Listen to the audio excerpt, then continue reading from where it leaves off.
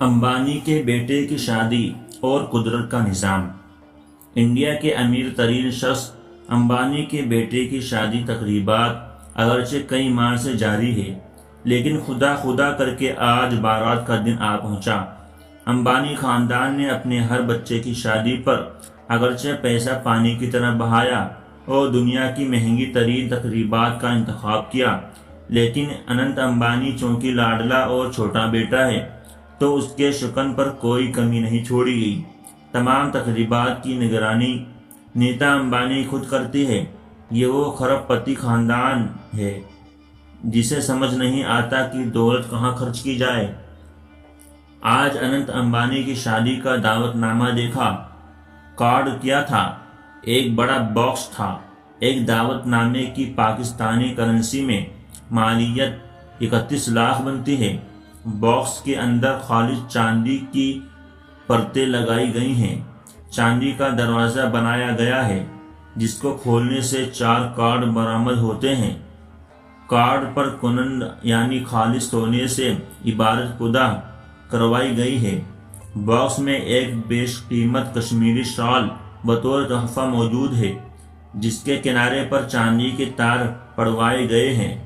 Box میں painting کی شکل میں ان کی مذہبی تاریخ موجود ہے اور مسور بھی کوئی عام شخص نہیں ہے۔ بھارت کے سب سے مہنگے مسور سعودیوں نے یہ پینٹنگ بنائی ہے۔ انتہا دولت ہونے کے باوجود امبانی فیملی کی ہر فرد ملنساری اور انگشکاری نظر آتی ہے۔ ان کے چھوٹے بچوں سے لے کر میکش اور نیتا امبانی تک احترام سے سب کے سامنے ہاتھ جوڑے نظر آتے ہیں۔ ہر شادی سالگرہ یانجی تقریب میں ان کے چہرے پر مسکراہٹ رہتی ہے۔ اکثر تقریبات میں مسنر امبانی ان کے بہو اور بیٹے خود کھانا سرو کرتے نظر آتے ہیں۔ ان کی دولت کر پشن سے نہیں، محنت سے اکٹھی ہوئی ہے۔ یہی وجہ ہے کہ امبانی خاندان کی نہ صرف بھارت بلکہ پوری دنیا میں عزت کی جاتی ہے۔ انہوں نے بھارت میں کئی فلاں پروجیکٹ شروع کر رکھے ہیں۔ عام حالات میں اور کسی بھی قدرتی آفت میں سب سے زیادہ ڈونیشن امبانی فیملی دیتی ہے۔ ان کے پاس اتنی دولت ہے کہ روزانہ 5 کروڑ بھی خرچ کریں تو اگلے 40 سال تک گزار سکتے ہیں۔ لیکن کسی شاعر نے کہا تھا، کبھی کسی کو مکمل جہاں نہیں ملتا، کہیں زمین کہیں آسمان نہیں ملتا۔ 2 سال پہلے ایک انٹرویو میں نیتا امبانی سے پوچھا گیا کہ آپ کی سب سے بڑی خواہش کیا ہے؟ اگرچہ آپ تو دنیا خرید سکتی ہیں، لیکن بے تحاشا دولت ہونے کے باوجود کیا کوئی ایسا خواہش ہے جو پورا ہونے کے منتظر ہیں؟ اس کے جواب میں نیتا کی آنکھیں جھلملانے لگیں۔